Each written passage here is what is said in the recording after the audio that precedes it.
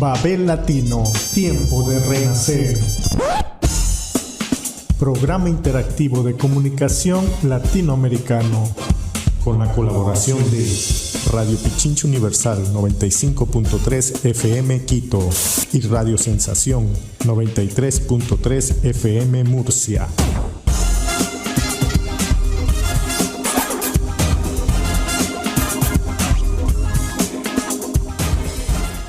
Muy buenas tardes a toda desde Europa estamos aquí ya casi la noche, son las 7 de la tarde, y muy buenos días a nuestra maravillosa América Latina. Estamos aquí una vez más volteando página. Hasta la semana anterior pues estuvimos apoyando todo lo que fue el progresismo en Ecuador, pero bueno, no queremos tocar ni siquiera el tema, ya hay un nuevo gobierno y pues nosotros seguimos en las luchas, en la interculturalidad, en la internacionalidad. Quiero dar la bienvenida a Babel Latino en nuestro programa 343. Primero un saludo a los oyentes de Radio Pichincha Comunicaciones, Radio Sensación en Murcia y todas las redes que en estos momentos están con nosotros. Voces Migrantes con Jorge Lange Jaramillo, que últimamente estamos bien compactados y haciendo todo lo que podemos como medios digitales. Muchas gracias, Jorge. Ya también tuvimos la oportunidad de entrevistarle a Jorge para dar este acuerdo que ahora nos permite estar aquí. Así que, Jorge, bienvenido. Muchísimas gracias, querida Patricia, por esta cordial invitación. Agradecer a Babel Latino por estos excelentes programas, excelentes iniciativas, y ahora pues en este día nos vamos a Colombia y claro que sí, ahí estamos los ecuatorianos para apoyar a esa integración y hoy en este día en especial a Colombia. Muchísimas gracias, querida Patricia. Así es. He bajado la sorpresa para decir al final nuestra invitada quién es. Pues pasamos a Isabel Galiote desde Campillos, Málaga, clandestino, no puede faltar. Isabel Galiote, bienvenida. Muchísimas gracias, Patricia, una vez más aquí, aunando sinergias entre unas y otras, porque casi todas somos mujeres, excepto el compañero Jorge. Eso es muy significativo, para Ricardo, intentar poner en evidencia, y Ricardo, claro, que siempre se me olvida, Ricardo, que como está siempre por ahí detrás, manejando todos los aparatos, y teniendo en cuenta que sin Ricardo no sale esto para adelante. Pero bueno, lo importante es que estamos aquí aunando sinergias para evidenciar todas las luchas, todas las situaciones de los pueblos, de todos los pueblos hermanos del mundo. En mi caso, desde Clandestino, Radio Campillos y Onda Local de Andalucía, aquí en el Estado español, pues poniendo mi pequeñito granito de arena para evidenciar todas las situaciones como la que vamos a ver esta tarde aquí. Bien, Isabel. También presentamos por primera vez, ya tendremos otra oportunidad seguramente para que Mónica Calvache de Visión Latina nos cuente su trayectoria. Yo sé perfectamente porque nos conocemos desde hace muchos años, la revista Visión Latina, una revista muy conocida en el mundo latinoamericano e italiano, y ahora transformado obviamente a lo que somos ahora, interactivos y digitales. Bienvenida, Mónica, por estar con nosotros e integrarte a esta red que ya lo dice Isabel, de granito en granito, pero podemos hacer un gran desierto. Así que bienvenida, Mónica. Muchísimas gracias, mi querida Patricia. Es un honor tu invitación, grande comunicadora, una gran trayectoria que llevas desde hace muchos años, y poder ser parte de esta visión de ser también una vocera, digamos, y poder dar nuestra opinión en cuestión de estos temas tan importantes como el que hoy se va a tratar, y conocer también a mujeres también que están luchando, y también compartir nuevamente con Jorge. Es muy grato, te agradezco, y felicito también a mis otros compañeros y colegas de este programa por todo el trabajo que ustedes hacen. La interculturalidad, que es tu palabra clave, también esta integración en medios de comunicación está siendo muy importante. Vamos a llegar a tocar temas que van a impactar a nivel internacional. Y como decía la amiga Isabel, unir las energías, unir también las fuerzas, vale muchísimo. Muchísimas gracias, mi querida Patricia. Okay. Ricardo nos podrá dar el saludo, y si no nos hará una ceñita por ahí. Pues claro que sí. Saludos a todos los invitados, hoy casa llena, muy feliz con eso. También saludando a todos los que se conectan en este momento, tanto a las páginas de Facebook relacionadas con Babel Latino y a la página de Babel Latino en YouTube. Recuerden que este es un programa interactivo, así que pueden participar dejando sus mensajes. Van a ir saliendo en la pantalla. Gracias. Sí. Y pues por último, Raíz Libre, Fernanda León, que está siempre con nosotros, a veces intermitente cuando se trata de temas muy de partidos políticos, dice yo no, pero cuando es cultura, luchas sociales y todo, pues es la primera. Así que de paso vas a presentarle a nuestra invitada, que es un verdadero honor que nuestra invitada y que le puedas presentar para darle ya la palabra y también que todos nuestros oyentes estén muy atentos. Muy buenas a todas, amigas, amigos, seguidores de todo el mundo que están conectados en nuestra plataforma y en las radios también que nos retransmiten. Muchísimas gracias por seguir cada semana. Yo eso digo, de política no me pronuncio porque gane quien gane, pierda quien pierda, las luchas desde abajo van a seguir existiendo, las injusticias lastimosamente van a seguir estando a pie del cañón porque no se trata de la política sino del sistema en el que vivimos lastimosamente. Y el día de hoy me gustaría poder presentar a Isabel Zuleta de Colombia para tener algo que festejar, pero lastimosamente vamos solo a tener que dar este espacio para denuncia de todo lo que está ocurriendo en Colombia. Tuvimos el placer de conocernos la primera vez hace un año, precisamente casi era un año, estaba intentando recordar la fecha exacta, con la primera entrevista que tuvimos aquí en nuestra plataforma con ella, en la que nos contó sobre el proyecto, sobre el movimiento Ríos Vivos y sobre lo que estaba pasando en Colombia, en el río Cauca, ¿no? Cerca por ese megaproyecto de Hidroituango que ella mismo ahora nos contará.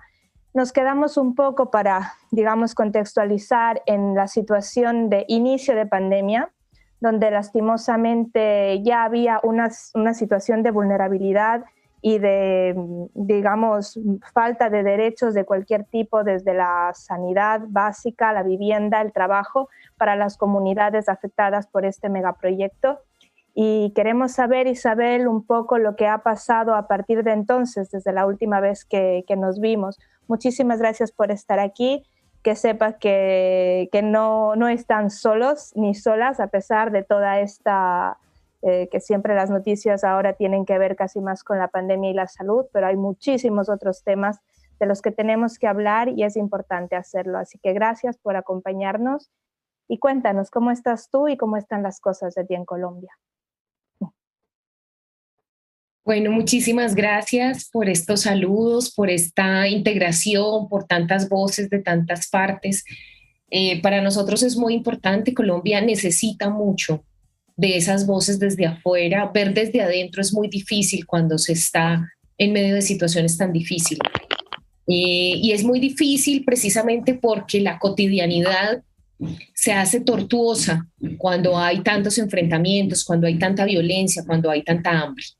Esas miradas desde afuera siempre nos ayudan a decir que estamos mal, que esto no está bien, que no tenemos por qué padecer esta situación y no tenemos por qué por tantos años estar sufriendo el mismo ciclo año tras año de violencia. En este momento, todo Colombia, no solo mi departamento, no solo mi territorio, está sufriendo la arremetida paramilitar.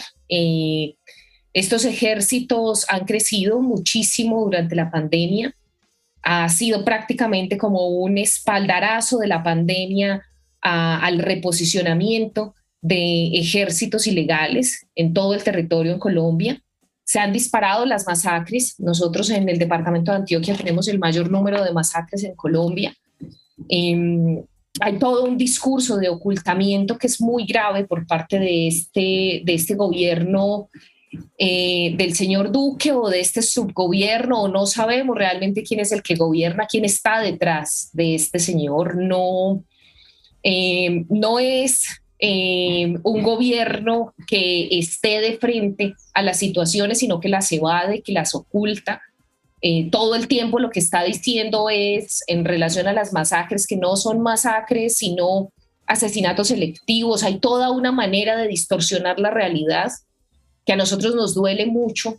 Todo el tiempo tenemos que sufrir crímenes en el territorio no solo de la población común y corriente, que por una bala perdida, por los enfrentamientos que se están dando, cae en medio del fuego cruzado, sino además por el terror que representa que estén quemando vehículos estos grupos al margen de la ley. Tenemos mucho miedo de transportarnos entre las regiones porque de un momento a otro los grupos al margen de la ley pues te bajan del autobús y queman el vehículo y te quedas ahí en medio de la nada, en medio del fuego cruzado, en una situación que genera muchísimo terror. Nosotros sabemos qué quieren hacer. Nosotros sabemos hacia dónde se dirige el terror. Y esto ya lo hemos vivido en otros momentos en Colombia. Sabemos esas disputas territoriales, ese montón de grupos al margen de la ley están fortalecidos precisamente por esa ausencia del Estado que les beneficie. Y el crimen organizado en Colombia, que es además transnacional, que no es un crimen local, que es un crimen con relaciones internacionales, con relaciones con Centroamérica, el cartel de Sinaloa, también en una disputa permanente aquí con carteles en Colombia, pero además en una relación de narcotráfico con todas las fronteras, con Ecuador, aprovechando la presencia del compañero, una situación muy difícil en las fronteras con Ecuador, una situación muy difícil de trata de personas en las fronteras con Panamá, de trata de personas que vienen cruzando el continente de Haití. Esto es un negocio del que suele no hablarse porque prácticamente todo está colapsado por el tema del narcotráfico como si fuera el foco de la discusión y no la es. Nosotros en el territorio sabemos que el problema no es solo el narcotráfico, que hay negocios mucho más lucrativos como la trata de personas, la venta y compra de personas para llevarlas de un lugar a otro, para traficar con personas. Es una situación muy dolorosa de degradación humana, de degradación de la condición de dignidad que a nosotros nos tiene muy angustiados. Pero además de esa situación en el terreno, lo que hemos visto es que de manera permanente la corrupción se sustenta y esos grupos al margen de la ley se sustentan en esa corrupción local, en esa corrupción de los gobiernos, no solo el nacional, sino los gobiernos locales y departamentales. Hay toda una escala de corrupción. Y esa escala de corrupción, ¿a quién favorece? A los intereses capitalistas, a los intereses empresariales. Colombia está viviendo una dictadura. Nosotros aquí no tenemos derechos, no tenemos ante quién acudir, no hay justicia, no se avanza en los procesos judiciales. Y sin embargo, se aparenta que estamos en democracia. Una democracia no puede ser que la población no pueda salir tranquilamente, que hoy estén sembrando más minas antipersonales en el territorio, que hoy el embalse de lo que llaman ellos desarrollo, un charco enorme que obstaculiza las aguas del segundo río más importante, sea usado para que se transite libremente los grupos al margen de la ley y se den esas disputas territoriales. Nosotros estamos solos como ciudadanía, solos como población, sin un Estado que nos proteja. Esa es la situación que hoy estamos viviendo y uno trata de plantearla, pero le faltan las palabras para poder manifestar qué se siente, qué es el terror que se siente en una ciudad como Medellín, que es la capital del departamento donde hay más de 300 bandas criminales. Hay más bandas criminales que barrios. Y en esa situación tan caótica de que la comunidad no tiene comida, estos son los dos pilares que vivimos en Colombia. Uno, el hambre y dos, la violencia. Y eso beneficia a quienes quieren apoderarse de los bienes de la naturaleza, quienes quieren apoderarse con las empresas chinas que están llegando a nuestro territorio con grandes mineras de oro a explotar, a contaminar. No solo tenemos el megaproyecto hidroeléctrico de Hidroituango, sino que en el mismo territorio tenemos gran cantidad de minas. Y también eso es un foco de destrucción de la naturaleza y por ende de destrucción de la comunidad, de destrucción de los medios de vida. Es tremenda esta respuesta. Me supongo que ahora vamos a tener la intervención de todos los compañeros. Quería, antes de dar la palabra a mi compañera Isabel Galeote desde Campillos, decirte que ahora yo soy madre de un niño de 3 años y viene otro en camino. Escucharte me ha puesto los pelos de punta y se me han llenado los ojos de lágrimas porque pensar de traer hijos a un mundo en el que se permite esta barbaridad y esta vulnerabilidad, no solo esta, muchísimas otras en nuestro continente, muchísimas otras en el continente africano, y vivir en Italia, que tengo, entre comillas, la suerte de tener una vida libre un poco de esa violencia que se vive allí, y no saber nada de todo lo que está pasando. Y que nos llenen la cabeza con noticias diarias, digamos los medios de comunicación aquí más grandes. Se habla solo de pandemia. Desde hace un año no tenemos otro tema. Ha dejado de existir el mundo, ha dejado de existir la contaminación medioambiental, ha dejado de existir cualquier otro tipo de problema. Se habla solo de pandemia o vacunas, no hay otro tema.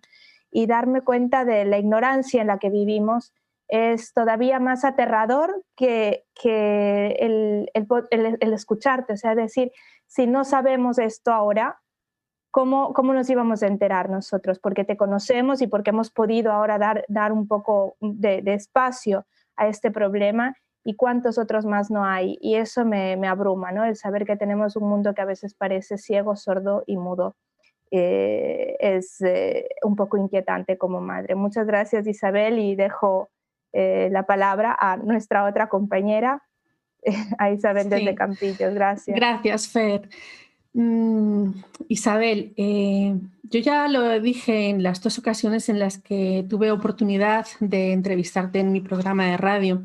Me consta que eres una mujer que está dedicada en cuerpo y alma a la causa de tu gente, a la causa de la defensa del territorio donde tú vives, no solamente del territorio concreto, exacto, donde está ubicada tu casa, sino de todo el territorio de Colombia, en definitiva.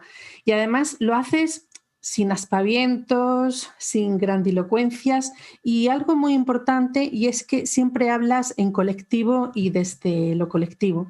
Pero claro, ahora mismo también me gustaría poner en evidencia una situación, volviendo a ti como Isabel, ¿no? Como persona y como una de las caras visibles, por lo menos en lo que se refiere a los medios de comunicación hacia el exterior, porque es exponerte también, quieras que no. En 2018 recogiste en nombre de la organización a la que tú perteneces el Premio Nacional de Defensa a la Defensa de los Derechos Humanos. Quieras que no, estás reconocida por tu gente, que son quienes realmente hacen los reconocimientos. Es decir, el reconocimiento nos lo hacen las personas con las que vivimos y las personas con las que trabajamos codo con codo. Porque luego lo de los premios ya hemos visto que van, que vienen, que en muchas ocasiones son premios que te quedas así mirando como diciendo, bueno, ¿y a esta persona por qué se le ha dado este premio? Es así, ¿no? Pero tú eres reconocida como una lideresa social, una defensora medioambiental, también feminista, desde el sentir y la forma de vivir el feminismo como lo tienes. Y no tenemos más remedio que hablar de ello, porque además es que, como bien dices, estás en Colombia, en una dictadura donde ahora están campando más aún a sus anchas, como si antes no lo hicieran ya, estos grupos paramilitares que están aterrando a toda la población, y la verdad es que nos preocupas tú también. También nos preocupa el resto de compañeros y compañeras que están contigo, obviamente. Y tenemos razones fundadas porque en Colombia está habiendo un asesinato sistematizado de defensoras y defensores de la tierra, defensoras y defensores medioambientales, defensoras y defensores sociales, lideresas y líderes. Y claro, estáis regando con vuestra sangre el territorio, os están asesinando, es que literalmente os están asesinando. Y es verdad que lo hacen de manera selectiva porque saben a quién tienen que ir a buscar ya, aparte de las masacres colectivas. Nunca se ha dejado de asesinar en Colombia, pero lo que está pasando en estos últimos tiempos, desde que gobierna el señor Duque, o bueno, gobierna, o en fin, el títere del gobierno Duque, porque sabemos que detrás de él sigue habiendo quien maneja los hilos. ¿Tú tienes conciencia de que podría ser perfectamente otra Berta Cáceres? Es decir, ¿tú te levantas por la mañana y piensas en ello, al igual tú que otras compañeras y otros compañeros?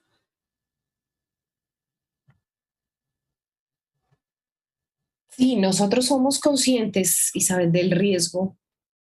En Colombia se discute mucho por parte de los organismos de seguridad del Estado, de quienes les corresponde nuestra protección, de quienes les corresponde nuestra seguridad. Se discute mucho si nosotros tenemos un riesgo diferenciado de todos los colombianos. Y es muy doloroso decirlo, porque casi siempre se nos dice es que por el hecho de estar en Colombia ya usted está en riesgo. Prácticamente han querido vaciar el país. La diáspora colombiana supera los 5 millones de personas. Es una diáspora enorme, tenemos una nación por fuera de la nación. Casi nunca se habla de eso. ¿Por qué? Porque no se asume con claridad que es la vergüenza de un Estado que es incapaz de proteger a su población. Es decir, que no existe el Estado, porque el Estado tiene una función principal, la de proteger, porque si no, no son legítimas sus armas. El Estado colombiano no tiene legitimidad en sus armas y no la tiene porque no ha podido proteger a su pueblo. Y en este sentido utiliza todo un montón de estrategias para simular, para aparentar una democracia. Nosotros sí sentimos ese temor todos los días, no solo como colombianos y colombianas, que ya nos dicen es que hay un riesgo generalizado para todos los que vivimos en Colombia, pero por supuesto que no es el mismo riesgo para los de estrato 6, como se clasifican acá las clases altas, las clases poderosas, no es el mismo riesgo que para los empobrecidos. Entonces, siempre estamos planteando, Isabel, que nosotros, pues primero no pertenecemos a esa clase, no estamos en las grandes ciudades, no estamos en los estratos altos de la sociedad, somos comunidades empobrecidas. Y segundo, estamos ejerciendo una labor que es de oposición al Estado. Nosotros nos oponemos, si bien nunca hemos hecho política electoral como no le gusta y no nos gusta a nosotros como la compañera, lo cierto es que siempre hemos hecho política de la vida.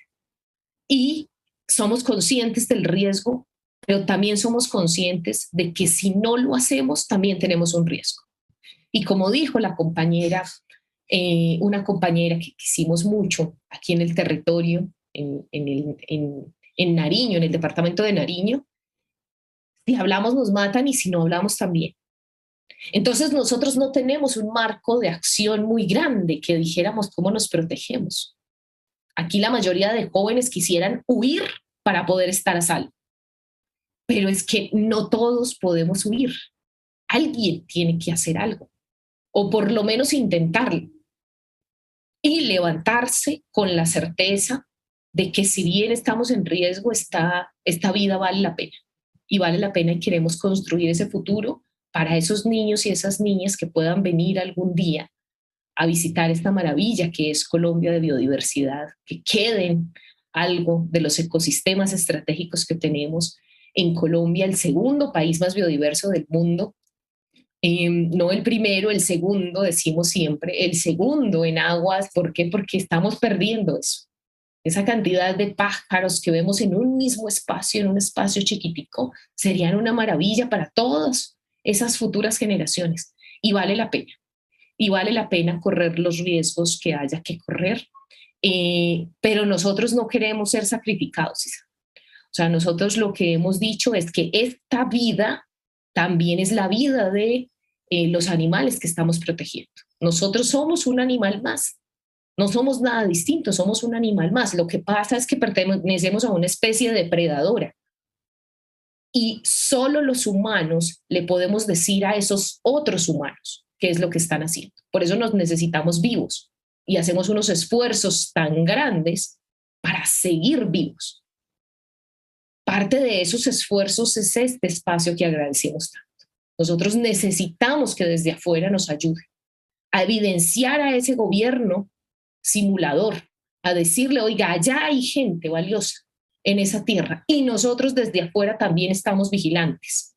¿Por qué? Porque en este gobierno de apariencias, en este estado de apariencias, les importa mucho que desde afuera los países poderosos que no lo somos nosotros, los países de Europa que pueden hablarle de una manera distinta a Colombia desde otras naciones, pues les estén diciendo, estamos vigilantes cómo masacran a su pueblo.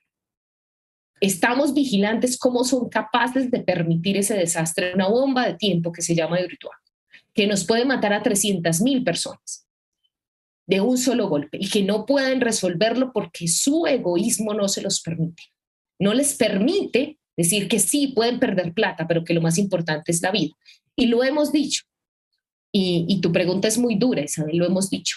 Si los muertos que quedaron debajo del agua de Hidroituango fueran de los ricos, no habrían hecho Hidroituango. Entonces aquí el valor no es solo de los vivos, aquí el valor también es de los muertos, porque no nos quitan solo la vida, nos quitan la memoria, nos quitan el pasado, y eso es quitarle a esos niños la posibilidad de futuro. No hay futuro sin pasado. La gente necesita a sus muertos. Todas las culturas tenemos asociadas en nuestra identidad unas ritualidades a la muerte, precisamente para darle sentido a la vida. Entonces, esos muertos de los empobrecidos no valen en Colombia. Necesitamos que se escuchen esas voces precisamente para que se nos respete la vida. Necesitamos que se respete también la muerte. No es solo esta vida, es la trascendencia de esa muerte. Y por supuesto que Berta nos dejó un legado para defender los ríos, pero también nos dejó la fuerza y la valentía de no irse de su tierra, de no renunciar, de estar ahí, de buscar maneras, de buscar por dónde, de hacer, de decir, de tener miedo, pero seguir ahí. No estamos diciendo que no tenemos miedo, por supuesto que tenemos miedo. Nosotros los conocemos, sabemos en dónde están, sabemos quiénes son. Necesitamos desactivar el mecanismo de la muerte. Y el mecanismo de la muerte se desactiva de manera organizada. El movimiento lo ha logrado a pesar de que ha puesto muchos muertos. Pero el movimiento ha logrado encontrar maneras de protegernos. Y ha encontrado maneras precisamente con la incidencia, con el reconocimiento, y esos premios finalmente son importantes para que nos brinden algo de seguridad, de protección, o que en otros términos los llamamos para que tengan un mayor costo político, para que nuestra vida valga algo, decía una compañera. Tenemos que hacer que la vida valga algo porque en Colombia vale muy poco. Nos dejas con la piel de gallina, de verdad, sin palabras casi de lo que el mensaje tan fuerte que nos dejas. Vamos a pasar a una pequeña pausa musical y inmediatamente le tenemos a Mónica Calvache de Visión Latina. ¿Estás escuchando? Babel Latino.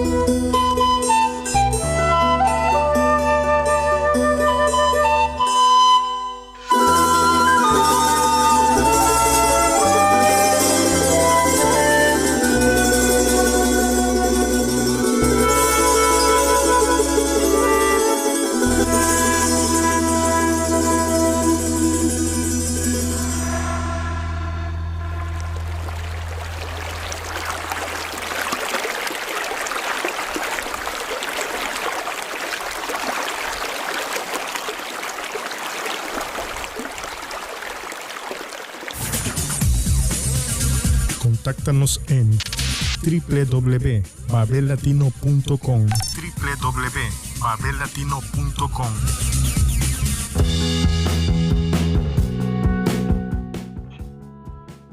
Gracias, Patricia. Mucho gusto, mi estimada Isabel, de conocerte y también de conocer la lucha por la cual en esta reunión estamos todos unidos. Y sé que lo más importante por ti es la oposición a la construcción al megaproyecto Hidroituango. Me gustaría tanto que nos pudieras explicar por qué esa oposición y por qué es tan importante para ti el que esto no se construya.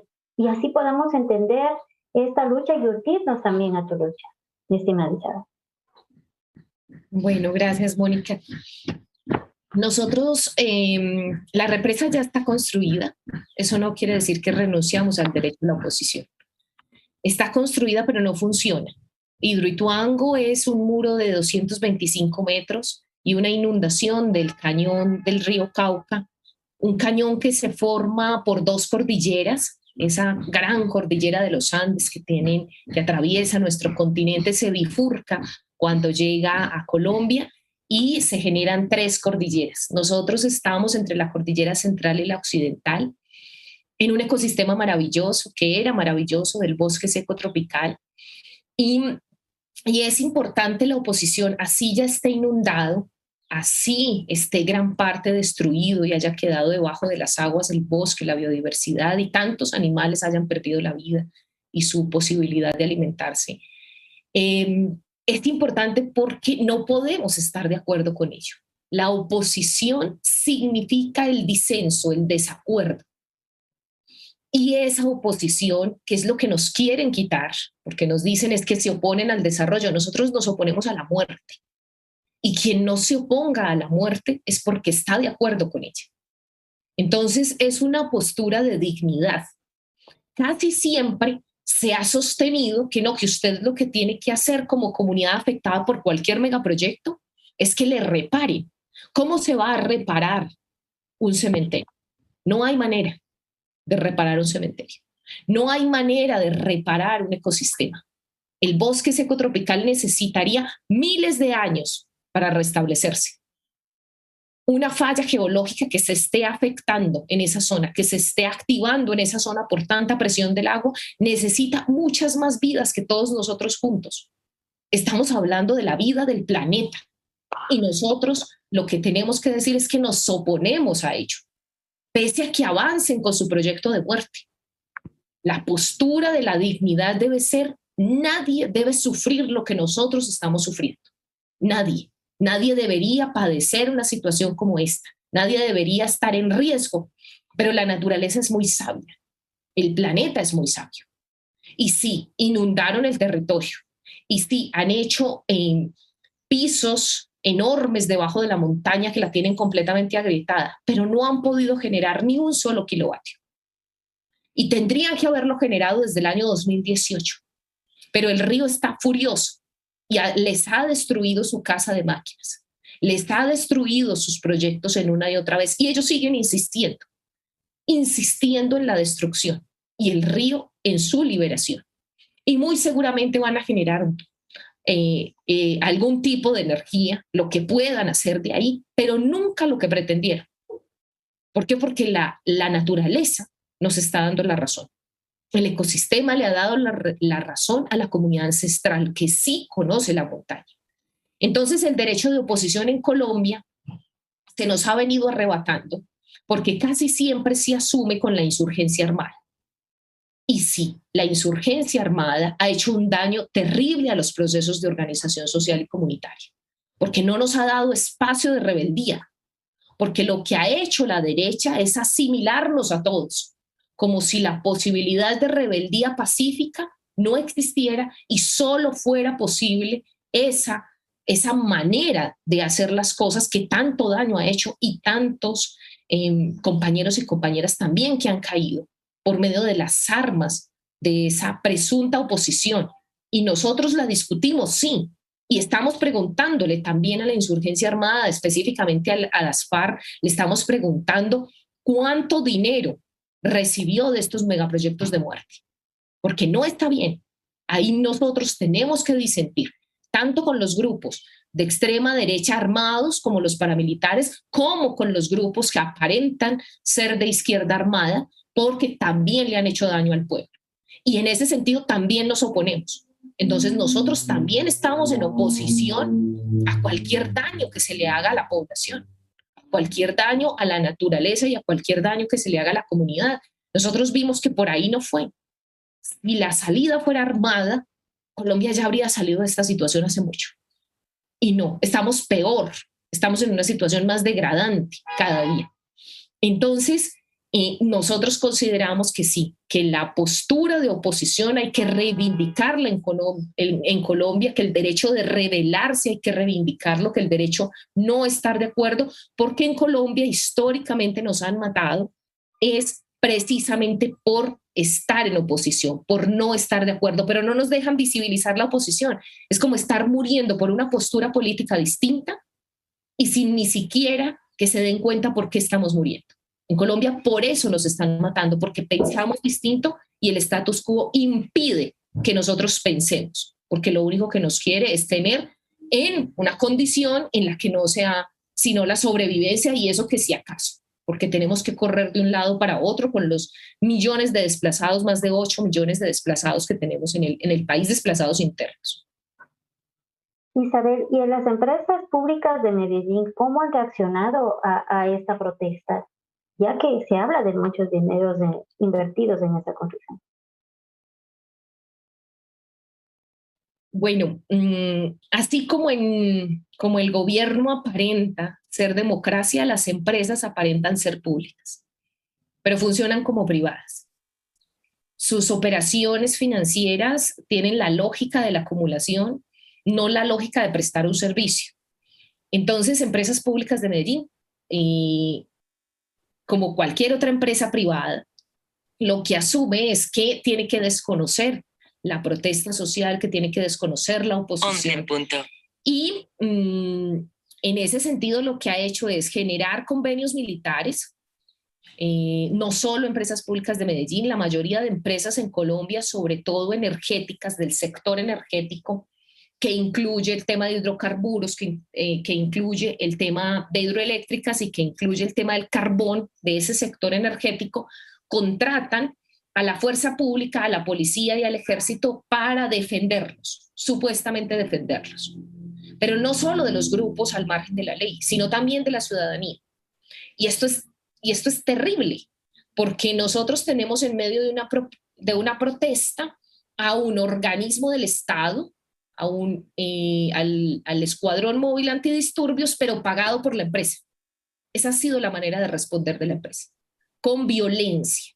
Y como si eso fuera poco, contratan además a seguridad privada. La seguridad privada, las empresas de seguridad privada, que no solo están en Colombia, hay muchas empresas de seguridad privada en el mundo, su régimen de responsabilidad, su régimen de control es absurdo. O sea, nadie controla y son ejércitos gigantescos con posibilidad de estar armados y ejércitos privados al servicio de una empresa pública.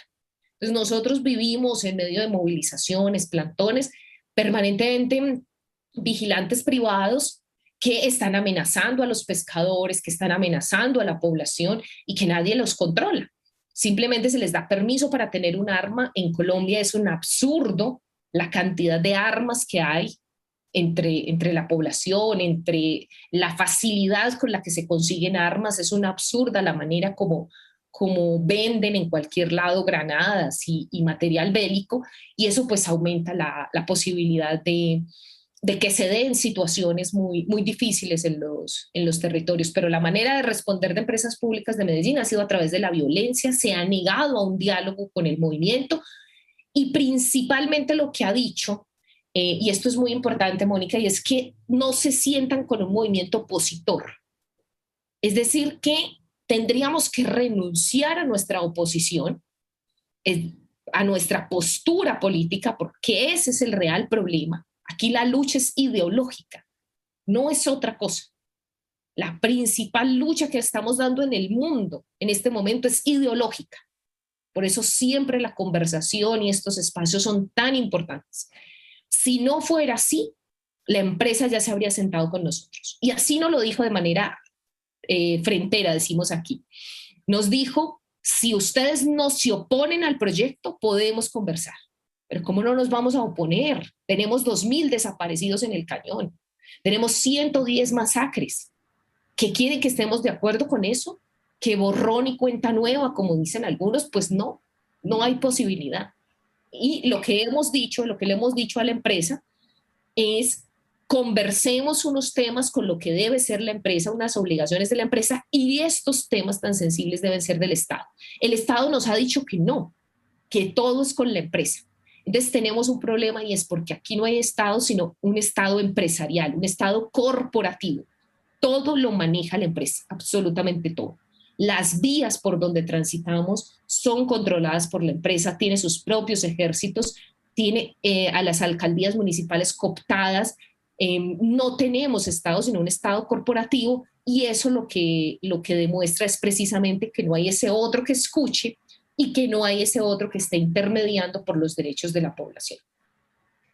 Muchas gracias, Isabel. Ahora pues estamos con Ríos Vivos, Pueblos Vivos, Isabel Zuleta con nosotros, dejándonos una evidencia de lo que es el neoliberalismo en nuestra América Latina, destruir todo y privatizar todo. Ahora vamos a pasar con Jorge Lange de Voces Migrantes desde Milán. Jorge, tienes también tu intervención para que Isabel nos pueda, igual nos está dando una claridad absoluta de las cosas, y ya después de ir cerrando, considerando que llegamos casi a la hora de programa. Muchas gracias, querida Patricia. Quisiera iniciar felicitándole a Isabel Zuleta, que está liderando el movimiento de Ríos Vivos allá en Colombia, y por traernos a colación esta problemática que está viviendo Colombia y hacernos conocer al mundo entero. Ya que también nosotros en Ecuador, muchísimos años atrás, la empresa Chevron Texaco causó daños ambientales a las personas,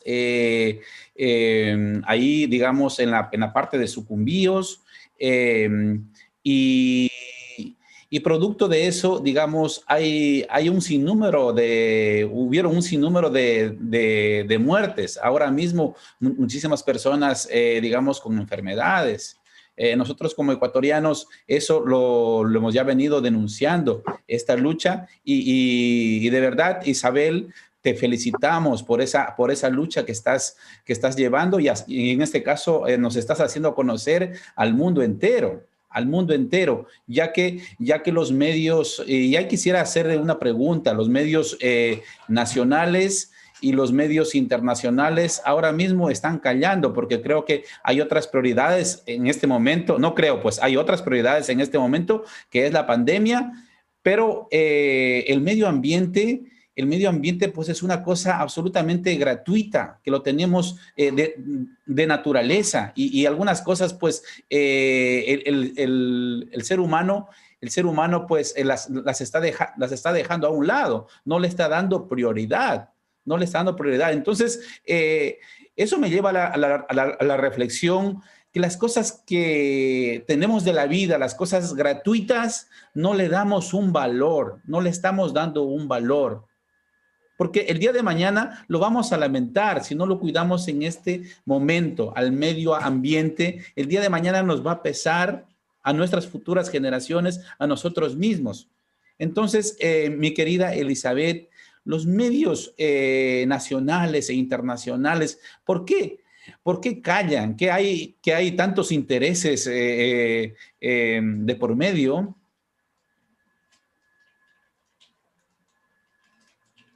Bueno, Jorge, porque los medios son otra multinacional, tan depredadora como lo es Empresas Públicas de Medellín, como lo es la Chevron, como lo son las multinacionales mineroenergéticas. Los medios de comunicación son una gran multinacional ideológica, son en la punta de lanza de la multinacional ideológica. Nosotros no tenemos ninguna esperanza de que esos medios visibilicen estas causas. No, los dueños de esos medios son precisamente los dueños de los bancos, por lo menos en Colombia, y no solo en Colombia, en el mundo. Se están quedando en unas pocas manos. ¿Qué podríamos decir si son los bancos los más beneficiados con este tipo de megaproyectos? En Hidroituango está la banca china, está la banca europea a través del banco BBVA, el Banco Santander, el BNP Paribas, el KfW y PES. Tenemos un montón de bancos, la banca canadiense, la banca de Brasil, el BNDES de Brasil, la Caja de Pensiones de Quebec, pero también un montón de multinacionales que construyen estas obras que son de afuera. Esto no es de colombianos. Aquí no se benefician las comunidades del territorio, ni siquiera de latinoamericanos. El único que está es Brasil en relación a este proyecto, pero de resto no hay aquí en el territorio que uno pueda decir, bueno, empresas de aquí no. Hay una empresa local en alianzas con esas internacionales. Pero también está el mundo de la simulación de esos medios. Entonces, cuando ya hay una tragedia, porque sí sacan el espectáculo de la avalancha, el espectáculo de la inundación, el espectáculo de la caída de la montaña, eso sí sale en los medios para poder continuar con la apariencia de que informan. No, ellos no informan, están al servicio de sus empresarios. Lo que pasa es que la información también es una empresa y que da muchos créditos, pero no es la información transparente de venir y de decir a las comunidades o de irse con nosotros a Washington cuando estuvimos presentando la queja ante el Banco Interamericano de Desarrollo. Nosotros tenemos que organizarnos como medios alternativos y nosotros como comunidades afectadas por esos bancos, y por eso estamos promoviendo desde el movimiento Ríos Vivos y otros movimientos en Chile, en Brasil, para que en nuestra Latinoamérica nos juntemos las comunidades afectadas por los bancos. Específicamente, decir, yo hoy soy afectada por el Banco Interamericano de Desarrollo y me voy a juntar con las comunidades que sean afectadas por este banco. Porque no podemos seguir distorsionando la idea de quién nos está afectando. Empresas Públicas de Medellín es terrible, pero no lo podría hacer sin esos bancos.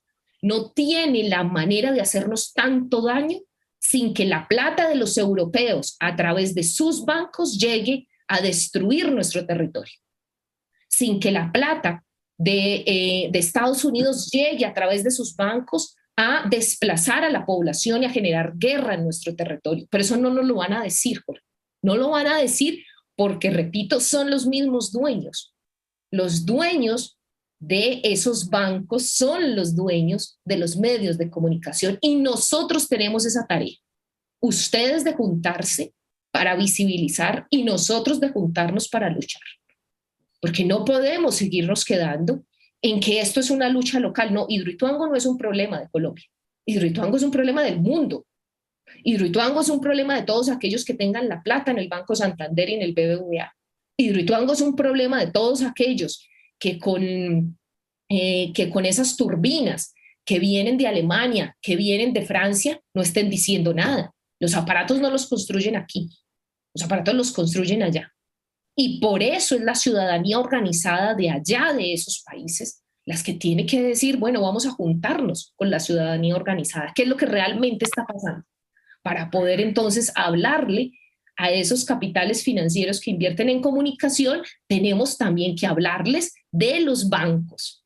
Tenemos que hablarles de quiénes son los dueños de esa comunicación. Y aquí sencillamente pues nos cercena. Aquí no hay nada que hacer.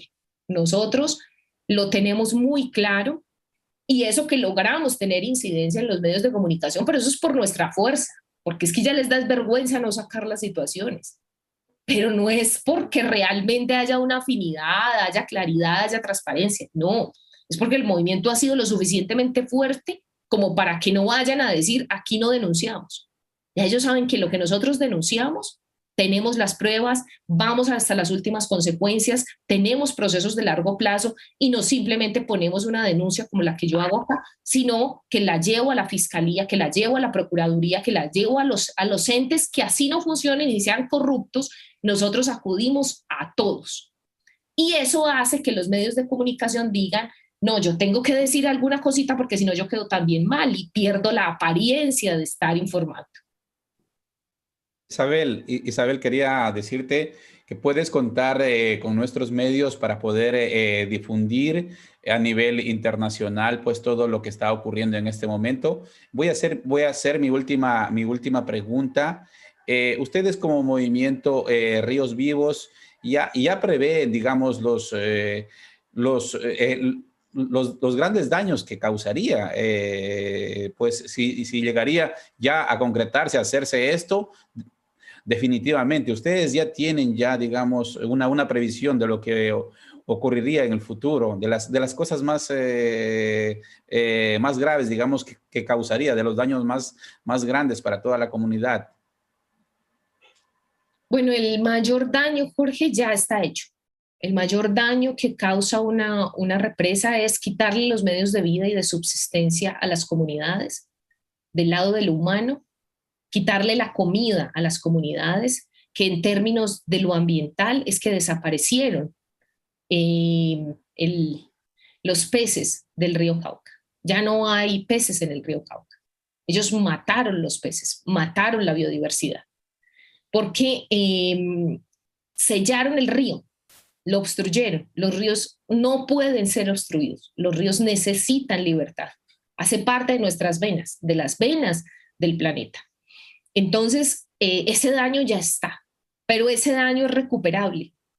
Lo que tenemos que luchar es para que se recupere y se restablezca esa situación tan dolorosa.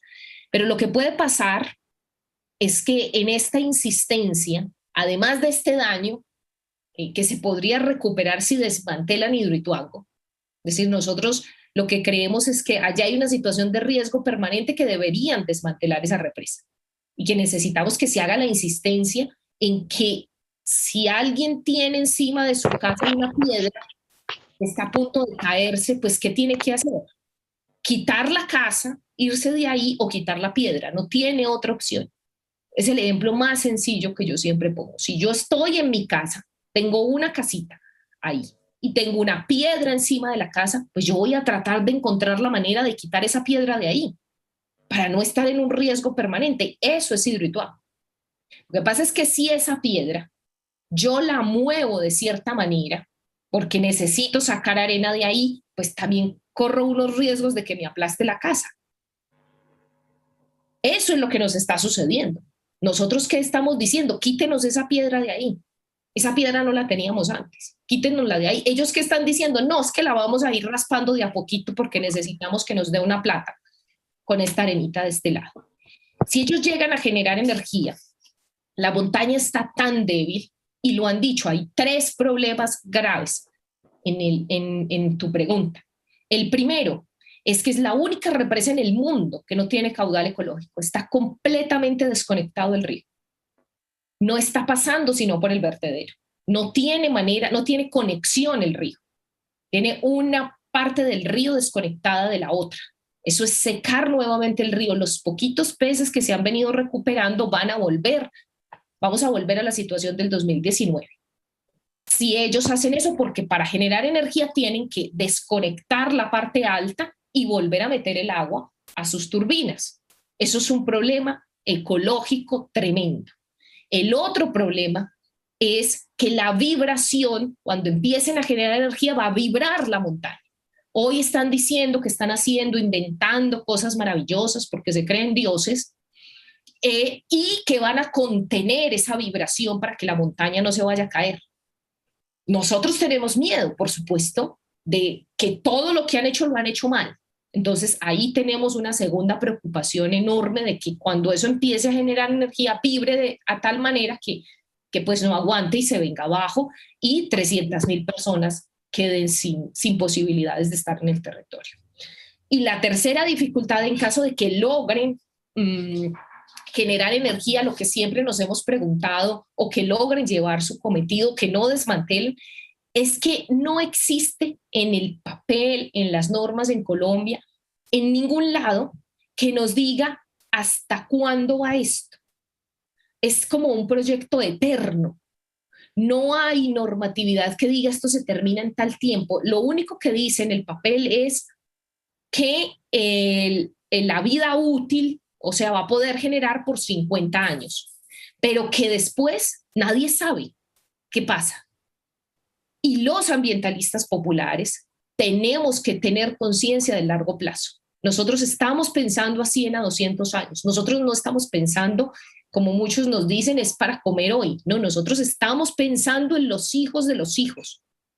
Por eso los derechos de la futura generación. Si llegan a generar, nuestra pregunta es, ¿qué va a pasar? ¿En cuántos años?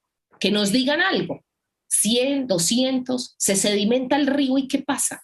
Tenemos una represa, ya el ejemplo, y son muchas en el mundo, de una represa sedimentada, con lodos tóxicos, porque eso es lo que pasa. Nosotros sabemos lo que pasa, pero aquí en el papel parece que eso no pasara, ¿no? 40, 50 años de acumulación de sedimentos en un río lo que genera son lodos tóxicos. Y adivinen en dónde se van a deshacer de ellos. ¿Qué van a hacer con esos lodos tóxicos? No se los dejan al lado de los ricos en sus campos, en sus grandes haciendas, no. Tienen que encontrar qué hacer con esos lodos tóxicos. Y eso no es justo. No es justo porque acaban con el suelo como lo hicieron con la represa en Chicayá. Esos lodos tóxicos se los echan a los pobres y el suelo no vuelve a producir comida. Esa es la angustia que tenemos. ¿Qué va a pasar entonces con las generaciones en este territorio? Porque lo que sentimos es que ya nos dieron un parte de muerte, no solo a los de hoy, sino a los que vienen, a los hijos de los hijos. Eso es lo que pasa con un megaproyecto como estos. Wow, Isabel, estamos ya a punto de terminar. Yo te voy a hacer una última pregunta porque, bueno, iba a ser sobre la justicia, pero me supongo que la justicia está tan de la mano de todo lo demás que has comentado antes que lastimosamente no va a ser una alternativa. Entonces, o ya no lo es y no lo está haciendo porque si no, no habría tanta injusticia ni medioambiental, ni para la vida humana, ni para nadie en Colombia, pero yo creo que ya afecta a todo nuestro continente. Quería preguntarte, en cambio, sobre las posibilidades, quién sabe, de las organizaciones internacionales, Amnistía Internacional, Greenpeace. ¿Qué pasa con esas instituciones que siempre, o por lo menos eso dicen que hacen, defienden los derechos medioambientales? ¿Ustedes están en contacto? ¿Han tenido manera de exponer esta denuncia y de ser escuchados, apoyadas a través de movimientos o organizaciones internacionales de protección del medio ambiente? Sí, nosotros, no con Greenpeace, nosotros no conocemos a Greenpeace por acá, no tenemos contacto con ellos. Pero con Amnistía sí, ellos nos han acompañado, han hecho varias alertas, sobre todo en materia de seguridad y de protección para la vida, la integridad física de los integrantes del movimiento. Hemos elevado varias solicitudes, información a Naciones Unidas, hemos mantenido comunicación con relatores. Dentro de la otra semana tenemos una reunión con el relator de Naciones Unidas para el Derecho al Agua.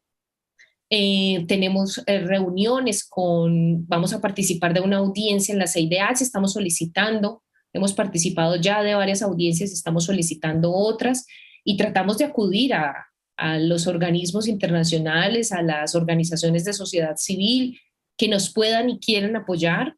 Siempre será de mucha utilidad porque desde estos territorios es muy difícil. Agradecer a tantas organizaciones en España que estuvieron con mi compañera Milena Flores, con mi compañero Genaro Graciano, que este país acogió a nuestros compañeros en una situación de riesgo, que tiene programas de protección específicos para líderes que estamos en riesgo, y agradecer también a los sindicatos en Canadá que me acogieron durante más de un mes también para proteger mi vida cuando estuve en mucho riesgo por la audiencia que hicimos sobre los desaparecidos con la Jurisdicción Especial para la Paz. Entonces sí hemos tenido ese respaldo concreto por medio de las organizaciones o a través de las organizaciones, incluso con los gobiernos que nos han dado estos programas de acogida temporal. Isabel, cuando nos comprometimos a hacer este encuentro, también te decía yo que nos podríamos comprometer si nos envías una carta de ustedes firmada, escaneada, el poder hacer llegar a diputados europeos que tenemos los contactos. Ahora estamos todavía aquí en zona no roja, aquí se llama naranja, quiere decir que todavía no nos podemos movilizar, pero conocemos a través de este accionar comunicacional que tenemos desde hace muchos años, y incluso el año pasado íbamos a tener un encuentro sobre América Latina, pero pasó el COVID y fue imposible. Y había ya un compromiso previo. Así es que si ustedes nos hacen llegar, nosotros nos comprometemos, igual me imagino a través de España, con Isabel, buscaremos los canales para que llegue a diputados europeos. Yo sé que puede ser una carta más, pero tenemos que empezar a llegar a compromisos que, como dices, o sea, callarnos es imposible. O sea, callar o hablar, en este caso tenemos que hablar. Y dejarles un último saludo a todos que nos den para poder cerrar esta edición 343 de Babel Latino. Primero a ti, Isabel. Poco más queda decir después de escuchar a Isabel Cristina Zuleta. Solamente hacer un llamado internacional, hacer un llamado a los medios de comunicación alternativos, que no nos queda de otras que estar cubriendo todas estas noticias que ellos se niegan a cubrir porque, como bien ha dicho Isabel, forman parte del entramado que está provocando estos daños irreparables contra el medio ambiente y contra también las personas. Para lo que seamos buenas, desde luego que aquí estamos. Un abrazo muy grande, Isabel.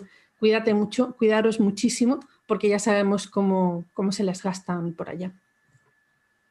Mónica.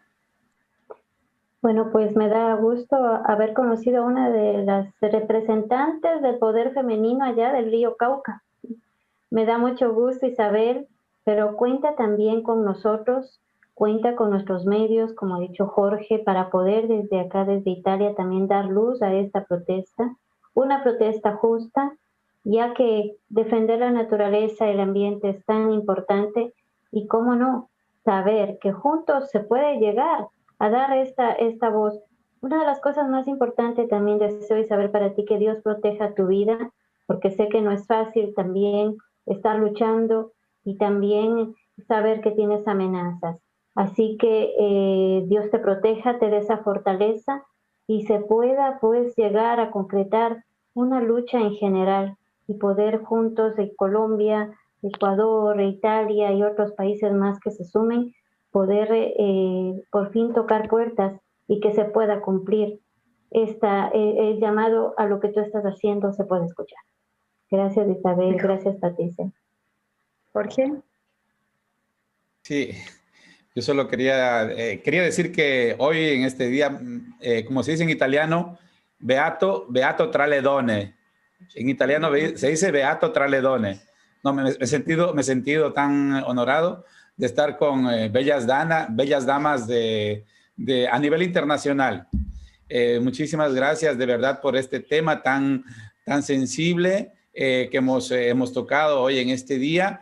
El medio ambiente, la naturaleza nos dio esto algo gratuito, y a veces los seres humanos, las cosas que tenemos gratuitas, no le damos tanto sentido. Así que mi llamado al mundo entero a que nos unamos a esta lucha. Y Isabel, cuenta con nuestros medios para poder ser voz de lo que está ocurriendo y lo que puede ocurrir ahí en esa zona, para poderlo difundir en toda Europa en este caso.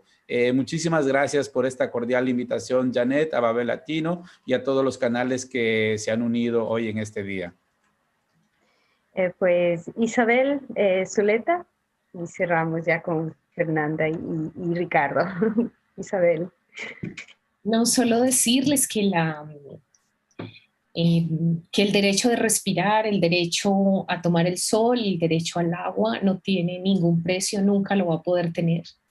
Es el derecho a la vida misma y nosotros lo único que queremos es que nos dejen en paz, que dejen a la comunidad en paz y vivir tranquilo. Muchas gracias, que estén muy bien. Raíz Libre. ¿Estás con el micrófono? Muchas gracias, Isabel, y muchas gracias a toda esta pequeña comunidad que se ha juntado el día de hoy para poder escuchar, poder aprender, también poder emprender nuestras pequeñas luchas, porque es importante que esto sea un ejemplo, pero ¿cuántos hidroitangos hay en el mundo, no? Al fin y al cabo estamos constantemente rodeados de injusticias. Lo que pasa es que, como digo, a veces parecemos que estamos ciegos, sordos y mudos. No nosotros, no en nuestro caso, no en Babel Latino, no en Clandestino, en Voces Migrantes. Vamos a intentar activarnos y no de una manera tibia, sino con todo lo que tenemos en nuestras manos para poder dar voz a esta lucha y a todas las que vendrán, porque eso digo, independientemente de los gobiernos y de la política, el poder social y colectivo es lo que cuenta y lo que realmente puede cambiar y lo que me puede dar a mí como madre una esperanza para mis hijos y el futuro, ¿no? Que es eso lo que tenemos que enfocarnos. Muchísimas gracias a todas, a todos. Y Ricky, te saludamos. Gracias por tu asistencia. Invisible, pero ahí, tú eres el todopoderoso detrás de las pantallas. Gracias a los invitados, gracias a todas las personas que se conectaron a las páginas de Babel Latino, tanto en Facebook como en YouTube. Gracias por darnos sus comentarios. Un abrazo, Ricky. Chao, gracias. Chao, gracias. Hasta aquí Babel Latino, programa interactivo de comunicación latinoamericano, con la colaboración de Radio Pichincha Universal 95.3 FM Quito y Radio Sensación 93.3 FM Murcia.